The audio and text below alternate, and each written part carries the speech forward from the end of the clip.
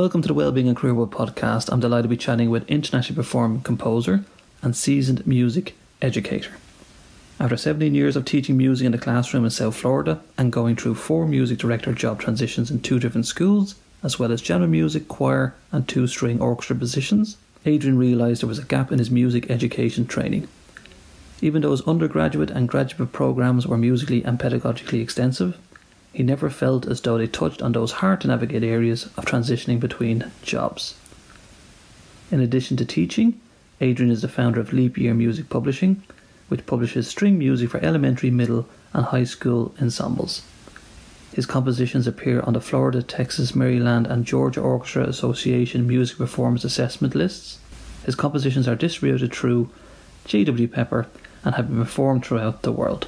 He takes pride in creating music that is fun and pedagogically sound at all levels. Adrian received his BA in music from the University of Miami and his master's degree in music education at Florida International University. Born and raised in Miami, Florida, he currently resides in Charlotte with his wife Kelly and their 2 sons.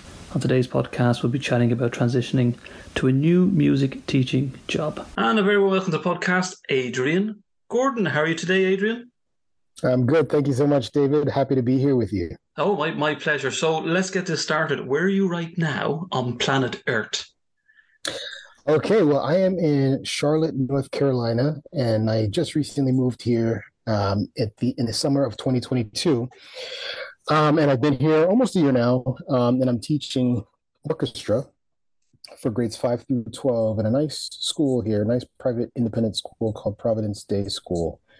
So I'm very happy to be here in Charlotte, North Carolina. Oh, cool. So make everybody jealous. I know it's summertime in Europe, so probably not too jealous, but what's the temperature like at the moment? You can give it to me in Fahrenheit. Yes, right now it's 70 degrees Fahrenheit. Oh, nice. Is it sticky there? Is it like the humidity? No, it's a nice, cool day, nice breeze, no humidity. Oh, So it's cool. very Okay, nice. that's what we like there. In Ireland at the moment, we have our suntan cream out, factor 50, because anytime it gets to the Wow. 15 degrees, 16 degrees Celsius, it's summer. Summer has arrived, so we're not used to Okay. the sunshine here. So I gave a bit of an introduction about your background. So can you let hmm listeners know a little bit more about yourself? Yeah, well, I'm a musician and I've been studying and playing music since I was a kid, but I'm a teacher, music educator, I'm a composer, I'm a conductor, I'm a clinician. So I do all of that. And right now, I just became an author of my book called Note to Self, which we'll talk about in a little bit. But I started playing music when I was probably, 8 or 9 years old. I started singing and mimicking my mom on piano. And, from there, I just like picked up other instruments and it's stuck with me. And I got that itch to compose and create music for ensembles, for string ensembles and full orchestra ensembles. And it's just kind of stuck with me. And it's been a passion of mine ever since. And your mum, I mean, how did your mum start off then? So if she was with the piano, is it in the family? Yeah, it's in the family. So my parents are from Jamaica, and in her upbringing, they didn't have a choice. They had to play. So it Okay. was just a requirement that they played. So she grew up learning to play the piano. And when I was young, I would just sit and watch, and I loved listening to her play. And when she would get up from the piano to go and cook, I would, sit right down behind her and try and imitate what she was doing. And I loved the sound of all the chords and keys being played. And it was just, I don't know, it was something that stuck with me, and it stuck with me to this day. So, And was there a specific sound? Because for me, I mean, I'll be honest with you, I haven't got a note in my head. I like listening to music. I'm a big fan of Eminem. I like some certain pop music, some music from the right. 70s or 80s. But what do you hear? I mean, to make you kind of love it. I mean, it probably sounds very weird, but do you know when you compose a song or you write music, what do you actually hearing? Is it a natural ability? Are you hearing something that I don't hear, if you know what I mean? Yeah, that it's kind of the weird thing about composers. If you think about it, you're actually hearing things in your head all the time, and it's just I always say it's a matter of how loud do you want it to get in your head before you actually write it down and get it flushed out of you. So yeah, I do hear those things in my head, and it could be the slightest thing that trips it. So like maybe it's listening to a bird sing, or the way an engine revved, or there's so many different things. The way an inflection point in somebody's speech, it triggers an idea for a melody. So there's so many different sources, I guess, that inspire me to write music. And Yeah, when you hear these tones or these sounds, I mean, do you write them down immediately, or do you think, oh, that'll be good? Or is it just yeah, consistent all the time? Is it consistent all the time? You might hear something every day, but then something kind of sparks and goes, oh, that's really good. yeah. I hear things a lot, and what I've started doing is I've started just using voice memos, and I'll put I'll sing the idea into the voice memo on my phone so that I have it and I can kind of lock it in and come back to it and kind of manipulate it later. Maybe I add some notes to it, I slow it down, or whatever I want to do to make it more musically accessible. Um, but that's what I tend to do. So I have a bank of these ideas going on, and that doesn't happen all the time. Sometimes I'll be commissioned to do work. So I'm just finishing a commission for a youth organization out in New York. And that one it's a little bit different because they want me to come up with a piece from, for second grade all the way through high school. And it's a full orchestra piece. And the inspiration was just the theme of stop violence and show kindness. Right. So that was really cool. And the way that this project worked was I was able to sit with the students on Zoom and talk with them about their ideas, what they felt that the music should sound like, what instrumentation it should be. So I got to sit down with all these kids and talk with them about that. I got to hear their improvisations. They created some improvisations, and that kind of inspired my composition process. I got to see some written mini compositions from them and see if that inspired my compositional process as well. So all these sources help me to come up with an idea, a larger work. And I'm really excited about this. First time I've done something like that, where it's all encompassing with so many different source materials. And I'm excited. It's going to be premiered on May 19th, which is tomorrow, Oh actually. wow! So you're a busy man. Yeah. So it's exciting. Which is really good. So, I mean, do you ever get a time, Adrian, where you're teaching, say, the talent of tomorrow, so to speak, Mm-hmm. and I mean, first question is it easy to train somebody to play musical instruments, so to speak? And do you ever get a day where you're like, unfortunately, this individual has no chance? Be honest. Be honest. I think anyone, well, it's interesting because I think we all have some kind of instinctual pull towards music. Right. When you look at toddlers and they just start singing, nobody tells them, they just do it. No one's Yes. teaching them. So it's instinctively there. Now, just it's a matter of how far you want to perfect it. How far do you want to refine it? Um, that's another question. So I think anyone can access the craft of music, but the refinement, that's another story. And is that part easy? In some cases, I think it depends on the temperament of who you're teaching. Right. Uh, if they have a good attitude about it and they're excited and they're engaged and it's something that they want to do, it becomes easier. And there's methodologies to how you can present and communicate the material to them. But for the most part, I would say everyone can access it. Um, Temperament has a lot to do with it. And then there's just some natural talent. You see, I've seen some kids. I have a fifth grade student right now, and she is so natural on the viola. And I haven't Right. seen this in a long, long time. It's so natural. And I've tried to explain that to her, but she doesn't, she's a beginner. She doesn't understand that. Right. But she plays so fluidly. And it's fun to watch her play because she's only a beginner and she's creating this beautiful tone on the instrument. And she doesn't even know she's doing it. Wow. So, So it's a gift. It's kind of like it's just a natural yeah. type of gift. I mean, what is for people in different countries? What is a fifth grader? What age are we talking about for a fifth grade? Or what level of Oh, school so is that is? so we're talking age 10 to age Right. 11. Okay, so primary school kind of over here Yes. Yes. in Europe, so to speak. You mentioned temperament there.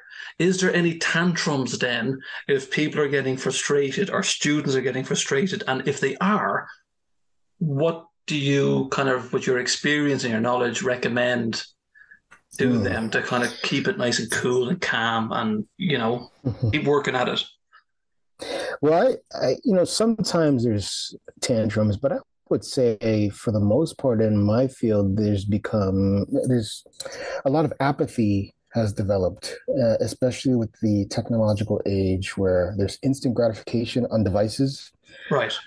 particularly through COVID, when there's so much instant gratification. You hit a button and you get a result. That is not the case for instrumental music. There is a certain degree of discipline and commitment that has to happen over a longer period of time.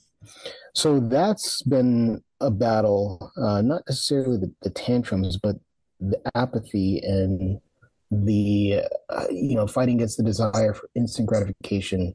Right. That's difficult in young kids because they don't really see the big picture and how much this is going to help them and how it benefits them and their brain development. That's a little tricky. But what we do to combat that, you've got to be engaging. A buddy of mine and we call it edutainment.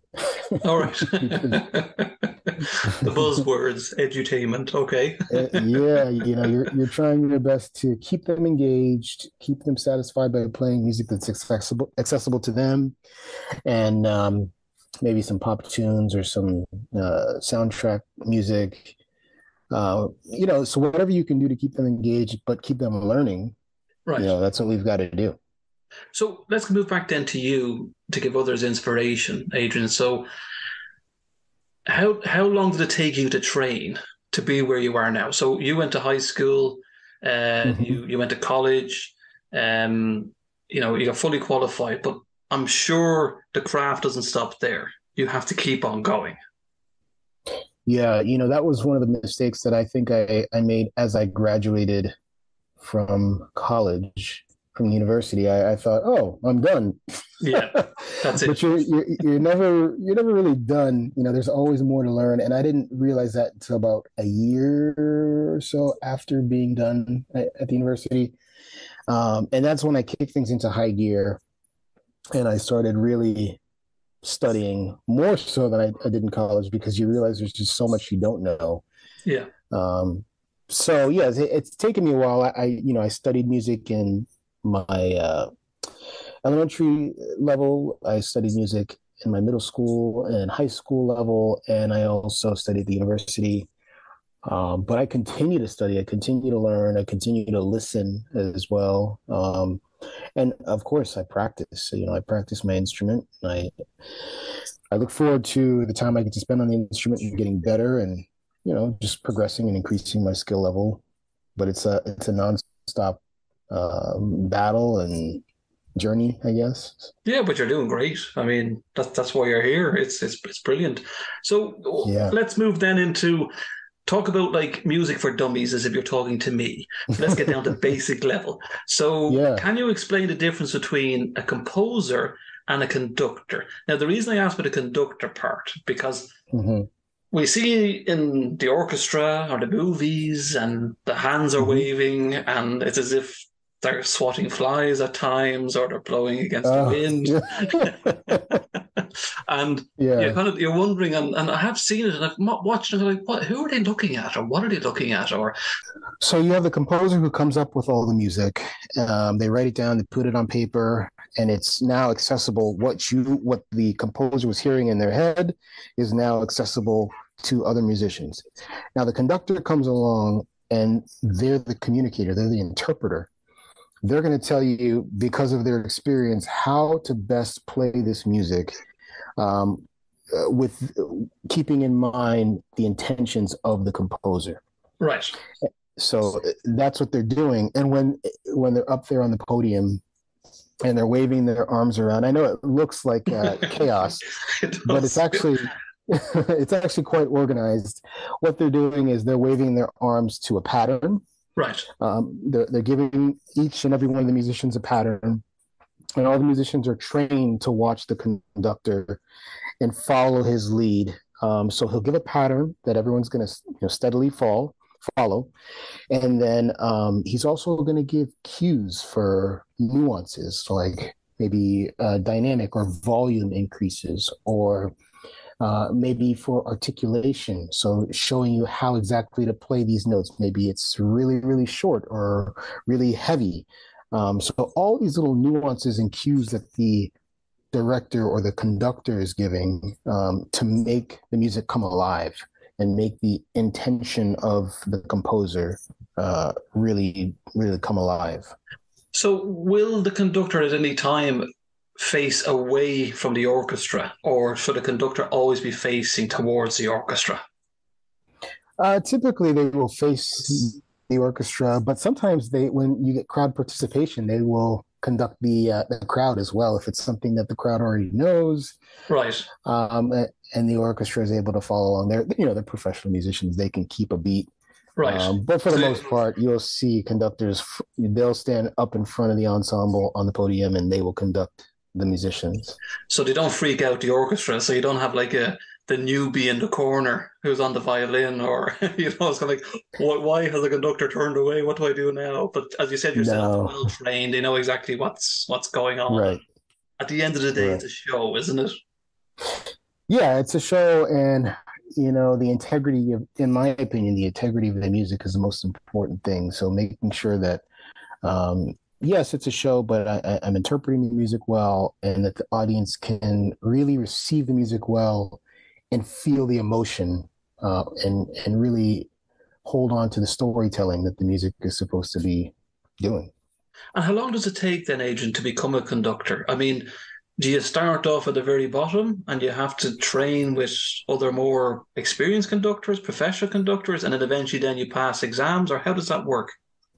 Yeah, I mean, there's a whole major for conducting. I was in a conducting major, and even in conducting, you have choral conducting, and you have like marching band conducting, instrumental conducting. So there's studies that really indicate how you're supposed to conduct and how you're supposed to study the score and know the instruments inside and out. And so there's a lot of that goes into it. You can study that at the university level, but also just being in front of an ensemble and just, like you said, starting from scratch, and maybe conducting a church ensemble, and really getting the experience to build up to the professional level. So What about them for say composing music? Is I mean I'm sure, or I'm aware that the industry can be quite competitive. So how easy or difficult is it to get the music out there, but actually get it to an audience? Because is there a bit of luck involved as well? The reason I'm asking this question is that the reality of any job, we can train as hard as we can work as hard as we can, but there's a mhm. little bit of luck probably that you need from time to time to get your music out there. I mean, the reality of the industry is it like that sometimes? As a composer, yeah, it's very difficult. I can't lie. Right. It's hard to get your music out there. I do think social media has kind of alleviated some of the gatekeeping to that. Right. I do think it's more accessible to a wider audience now, and if you are pretty crafty and you know how to access an audience and how to add value and give value to an audience, I think you can reach a lot of people without the gatekeepers who are going to say, well, only this is going to be programmed, at this point. Yeah. So I do that too. I just released a piece yesterday on social media, on YouTube and Facebook and all that. And it's a solo violin piece. And I'm sure there's publishing houses who want nothing to do with it, but I love it. I believe in the music, Yes. and I think it's of value and accessible. And I think you would, I think a lot of people would be interested who play violin. So I released it yesterday, and hopefully people enjoy it, and it makes people smile, and makes people want to play and have fun with It's it. great. It's great you have the passion, because irrelevant of the industry, it's if you love it and you're driven and you just keep moving forward with it, and that's why anybody listens to this podcast. Adrian is an example of that. It's like just keep doing it. Just keep doing it. If it's a passion or love, keep on doing it. So I'm gonna make you embarrassed now, Adrian. So we all have that one guilty pleasure of a song that we maybe have listened to in high school. So I think you're a big NSYNC fan. Am I joking? So is there any song or any artist which would go against the grain of what you're doing at the moment? So, AC/DC, Eminem, Dr. Dre, all this kind of stuff. Is there anything that you've kept it hidden for all these years that you just want to let it out now and let everybody know? I don't think so. I'm kind of straight laced and boring. I'll say I don't listen to anything crazy. I listened to a lot of reggae growing up, and I listened to a lot of classical music because my dad was very insistent that at the dinner table, we listened to classical music. Right. That was just something that he had us do as a family. And then here is the nerdy thing about me that it's kind of embarrassing, but I listen to a lot of my stuff, my music. So if you get in the car with me, you're going to be hearing music. You're going to be hearing Adrian Gordon playing. But there's nothing wrong with that. No, it's because I love it. I enjoy what I do. I enjoy the music that I'm creating, and I always try and listen to it from somebody else's perspective. So every time I listen to it, I'm thinking, if I were so-and-so, what would I be hearing right now? Or if I were this person, what would I be hearing this time I'm listening to it? And then if I'm this person, what else would I want to hear? And how would I compose the next piece to please that, or to, scratch that itch for that person?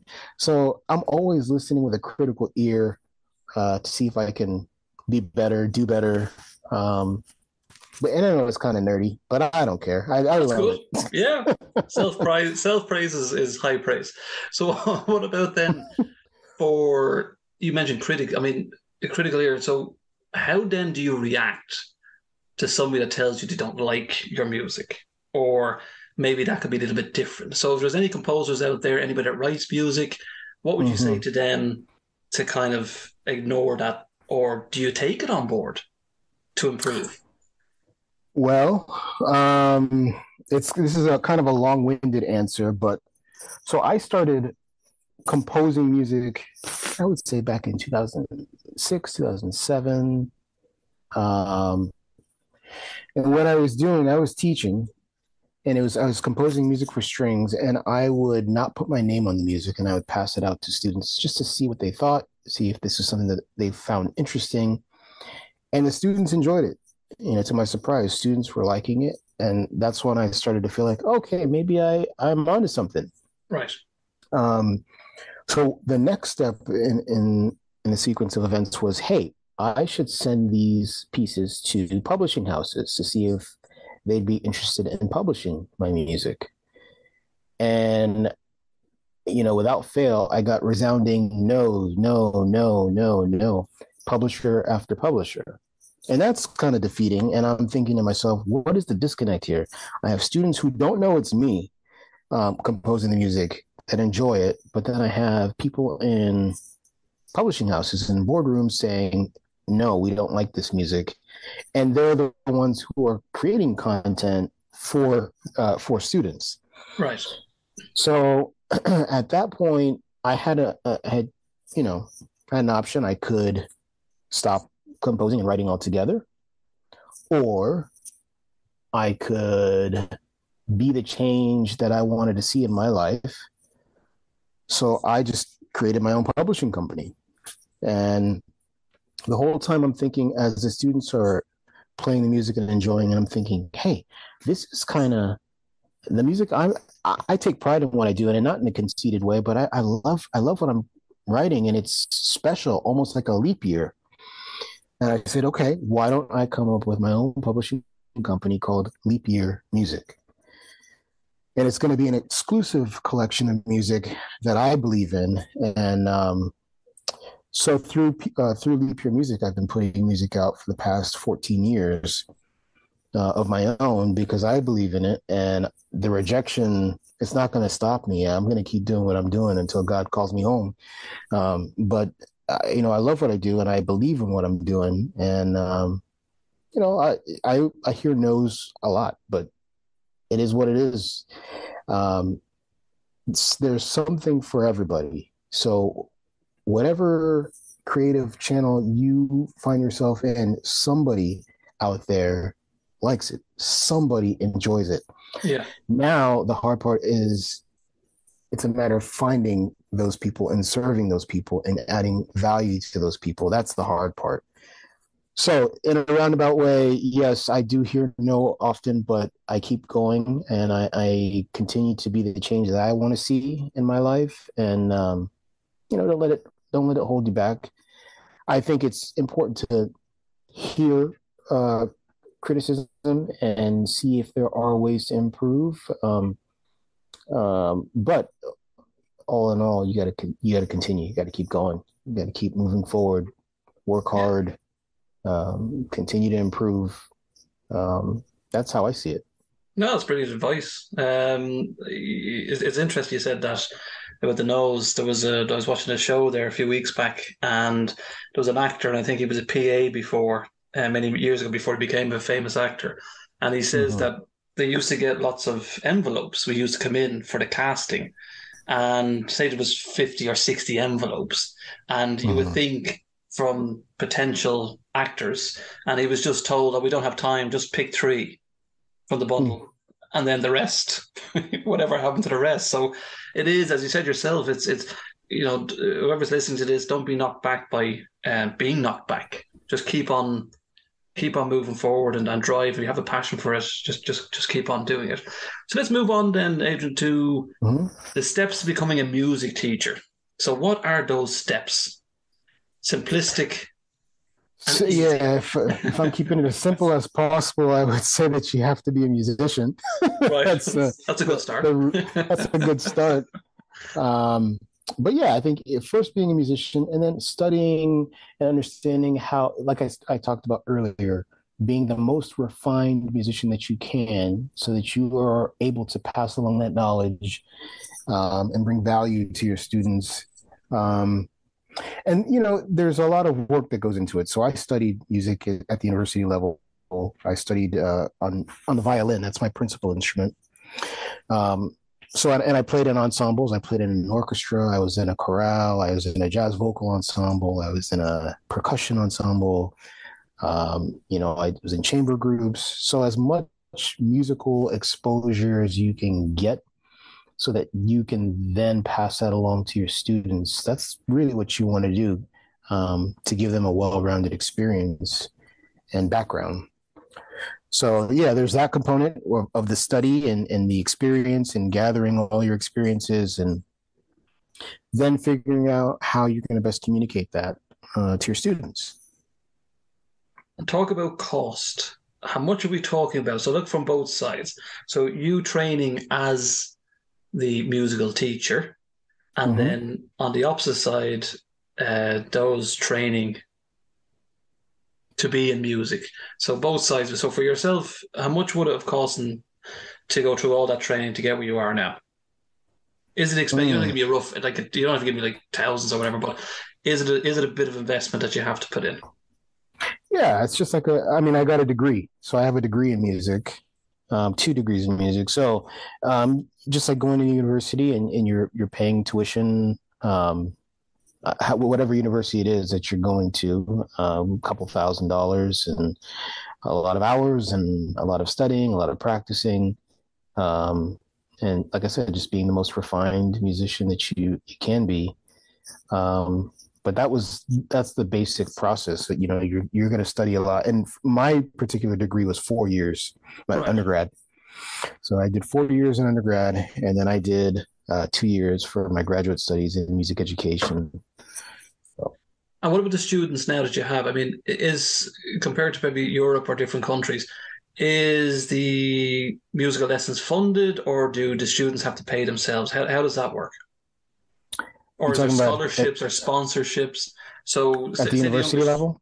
no, even for the junior level. So say the fifth grade, the young lady you mentioned before that might have. Oh, So okay. if they were being trained now from a young age, are the lessons expensive? Is there sponsorship? Is there, because I know different countries have different ways of Yeah. they might give government grants or funding, but how does that work? There's a mix, I think the majority of people will end up paying out of pocket for private lessons. Right. And then a lot of public schools will have programs that are, funded through the city. And they will, they'll set up a band, they'll set up an orchestra for instrumental music. But you also have programs that receive grant money, and they might serve under-resourced communities. It just depends on where you are, I guess, in the country or in the world, and how your particular area operates. But for what I've seen, mostly, back in Florida, Miami, Florida, which is where I'm from, and now here in Charlotte, North Carolina, it's mainly been students paying out of pocket in order to receive those kinds of private lessons. Right. And so we'll move on then to your book. You mentioned there you're an author now of Mm-hmm. Note to Self. So what is the book about? I mean, we're chatting about transition to a new music teaching job, and is, Yeah. is is that generally the book? And what tips and suggestions does it have? Or is it a The life? Is it book, about your life or your experiences? yeah, it's a cross between advice for pre-service teachers and also for experienced teachers, but those educators who are moving into a new role. So the book is called Note to Self: A Music Director's Guide for Transitioning to a New School and Building a Thriving Music Program. So, like I said, pre-service teachers or teachers who have been in the field for a while, now they're going into a new area or a new building or a new program. So for an experienced teacher, they've been teaching for a while, but they haven't had to deal with the culture change, dealing with Right. a brand new administration, brand new set of parents, brand new faculty, brand new building. That in itself is a big shift that you don't really learn how to do in school at the university level, where you train to be an educator. And the pre-service teacher who's about to step into the classroom, they've never done any of these things. So Right. I see this book as being helpful for, on both ends of the spectrum. And the book is, like I said, it's a cross between my own experiences and just advice that I'm sharing. And it's just practical advice. So I've transitioned to several different positions within music. So I've been a general music teacher for, here in the States, we call it kindergarten, all the way through fourth grade. I've been a choral director. I've been an assistant band director. And I've been an orchestra director. And I saw a lot of overlap in all those positions. Now, my last school that I was at, I had a particularly difficult time transitioning there, even though I had worn so many different hats. So I really had to sit down and think about, why am I having a hard time? I had to journal about it. I had to talk to uh, colleagues about it, talk to my best friend about it. And at the end of all of this kind of searching for my own answers, I realized that this was a great resource that I had kind of pulled together. So I said, I should put this in book format, and I think this would be valuable to other people. So that's what I did. And the way the book operates, it goes through some of the practical things that you're going to see as you enter a new role in a new program or a new school. So, for example, practical things like letting go, if you're an experienced teacher, letting go of your former role, not holding on to students that you previously taught, and making sure that your new students are aware that you're all in for them. Right. Practical things like building community. Other practical things like, oh no, I've made this jump, but the grass isn't greener. Should I have stayed? Yes. What do you do? How do you navigate that? So the book is really specific to music educators who are shifting, but they never talked about these things in school. And that's the idea, to really help music educators. I dedicate the book to them. I'll just read what the dedication is, but it says, "To my fellow music educators who tirelessly strive to leave our profession in better shape than they found it."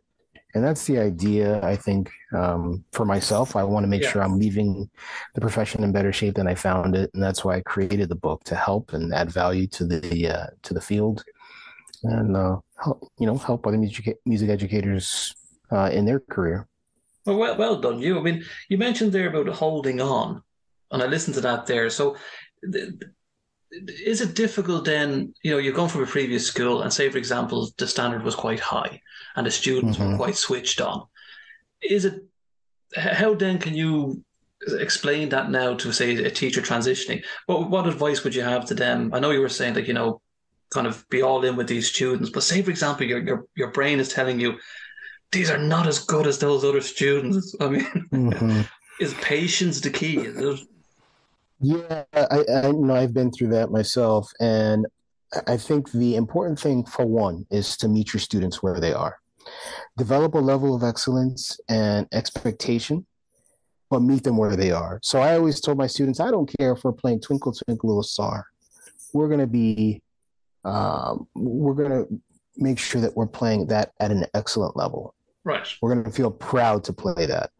So the level of music doesn't really matter, but it's the engagement, it's the discipline and the effort that I want to see that really rises to the occasion and really meets the expectation of excellence. So if you find yourself in that situation, I would say meet your students where they are, play what they can play, and then figure out a strategy. Okay, maybe one or two things that I can add to help them progress and help them learn something new this year. Right. Like, you can't do it all in a month or 2 months or even 6 months. It's gonna be a journey. It's not a sprint. So what can I do to make sure that they're learning something continuously over the course of a year, of a school year? That would be my advice, and make sure that whatever you're changing is incremental. Right. So if you come in and you're saying, "Hey, you guys aren't as good as my old students," for one, you're going to turn them off. Yeah. I mean, you're going to turn them off. Did you ever think, Adrian, that transition, say, for example, from the previous school and you had one or two very good students from the previous, and then the new students were up to that caliber, so to speak, in your own opinion or mind. Did you ever think of bringing one of those students across to say, this is where you need to be? Because we see in sports and stuff like that, you'll always have somebody to kind of go up to that level, like a mentor or somebody that. I mean, is that just beyond total stupidity? I mean, you just don't do that because you ruin people's confidence. Yeah, it will come across as offensive and as though you are not truly invested in their development. You're still, like I said, you got to let go of your former role. You've let go of that position. So your new students want to feel as though, hey, he or she is invested in me. And yes, they want to see me progress, but they're not going to do it in a way that's belittling or it diminishes where I am. So again, meet your students where they are. Now, I think there's experts that you can bring in. You can bring in consultants or adjunct faculty to come in, maybe or people who like to volunteer, who have experience on an instrument, who can meet your students where they are and show them how to progress. And it comes across as just trying to be helpful, not in a comparative way. Like, hey, you're not as good as so and so, so I'm bringing in this old student. Yeah. You just got to be kind of delicate and gentle about that. And also, there's videos that you can show students of, hey, this is a great performance of maybe a piece or a tune that we're learning. So let's take a listen and see what we like that we can adapt and bring into our own ensemble. But all those instances, we're not comparing, your former work. You're meeting your students where they are, and you're moving forward together. If that makes sense. Yeah, no, it makes perfect sense, especially from a musical dummy like myself. So, where can you buy the book? Where the book can be got? Where is it? Yeah, the book it just came out in the fall, and it's available on Amazon. Just type in Adrian Gordon Note to Self, and it pops right up. Or people can go directly to my website, which is adriangordonmusic.com. And it's the first thing that you're going to see when you open up that website, and you just click on the link and it takes you right to it. Cool. I'm actually on your website. I'm actually nosing at your website as we speak, and I can see the links there. So just in case I'm moving away from the conversation slightly. So what else then? What services, or how did somebody get in touch with you, Adrian? So, I mean, can you do with the technology that we have now? I mean, say somebody in Ireland wanted to get musical lessons, or they wanted to get information from you. Can you be their guy, their go-to guy? Yeah, I've been doing quite a bit of that, and I think COVID kind of opened up a lot of that kind of work, that virtual clinic work. So I've been doing a lot of sessions with schools and programs, youth organizations around the country. We'll just sit virtually, and the director there will be my proxy, and I get feedback and insights into the music.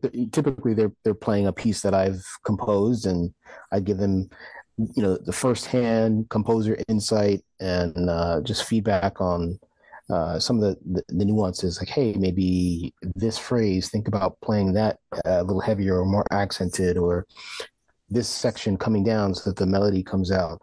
Whatever it is that they may not have any clue about because they haven't spoken to the composer. So I do a lot of that kind of work.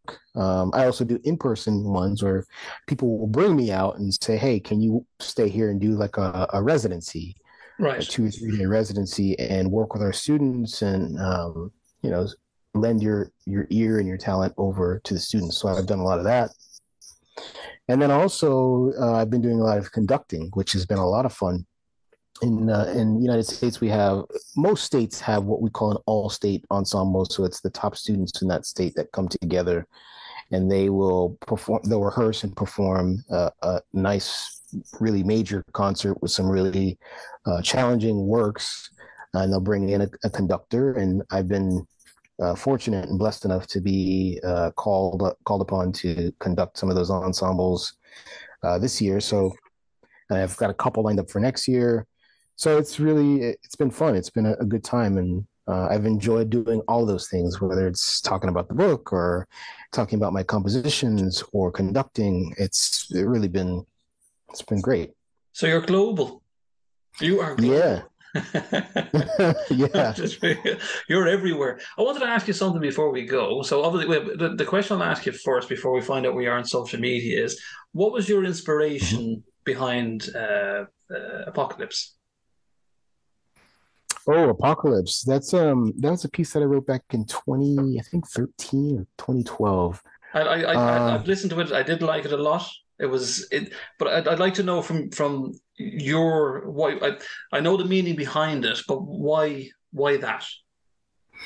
Yeah, and I mean, I won't divulge names or anything like that, but I was in a very difficult professional situation where I felt that my job was at risk because I didn't fit the mold for what people expected me or wanted me to be. Um, Right. I think that might have had to do with the color of my skin. And, so it was a dark time in my life. And I typically express myself through music. Right. Um, so during that really difficult professional time, I ended up writing Apocalypse, and that was how my heart felt. That was a really heartfelt piece that kind of channeled the energy that I was feeling at that time. And did it? I mean, did it? The channel that feeling, and I'm sure there was frustration and anger, because Mm-hmm. nobody likes being in an environment, whether it be toxic or whatever you want to call it. Right. But you know, for anybody listening to this as well, and that's part of why the podcast is here, and they're feeling this frustration, and they feel they might be overlooked based on certain factors, right? Which we won't Mm-hmm. go into detail because we're talking about music here at the moment. But generally, how I know you compose this music and it helped, but how did your emotions feel? I mean, were you frustrated? Were you angry? Were you confused? Just to help other individuals who may be Um, feeling similar. Can you go and talk to somebody? This probably sounds really silly. And I know we live in a world that, you see in every, whether it be social media, whatever, talk to your friends, talk to your manager, talk to your boss. Did you feel you could talk to anybody in that situation and that point of your life that could resolve the situation or make you feel happier? I mean, I had friends and family to talk to, but in terms of professionally, somebody to help lift the toxicity away from me, no, I did not. No. Um, this was my outlet, that I had. I try and be positive. I try and do things that are healthy, and music is a healthy habit for me. So, yeah, I channeled that energy and that emotion through the music. But yeah, I mean, you can even pick it up from that piece, Apocalypse. It's a very unconventional piece because it's for a string orchestra and for a bass drum, which are two combinations you don't really see put together. But it works, and it really it has this ominous feel to it, and that's what I was feeling at the time. I was pretty sad. I had just had my first son was just born, and I'm thinking, oh man, I've got a I've got a family to feed, and Yeah. professionally, I'm kind of in limbo, and what do I do? So this was how I felt at that time. Do you think something good came out of it? I know by composing it. I mean, does that give you, in that period of time of your life, which was possibly a dark period, do you Mhm. feel that, you can always look back at that piece of beautiful music and that gives you inspiration continuously to move forward? I mean, does it give you pride? That's what I'm trying to get at. Does it give you that hope? Yeah, yeah, I'm proud of that piece. That I think, to my surprise, I think overseas they have it too, but here in the States we have a lot of music distributors, and one of the largest music distributors here in the States is called JW Pepper.